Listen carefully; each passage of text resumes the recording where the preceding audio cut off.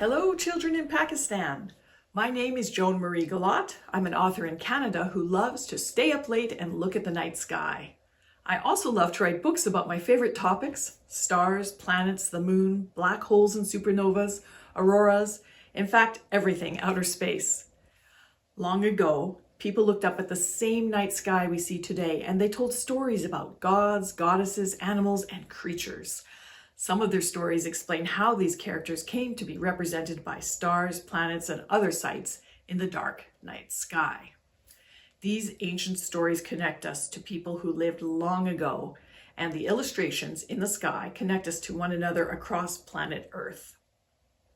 As you turn your own eyes skyward, imagine what it was like to live long ago in a time before electricity, when the skies were always dark. Look up and connect the dots in the sky to find pictures like the Little and Big Dipper, which represent bears, and look for the dragon who lived right between the two bears.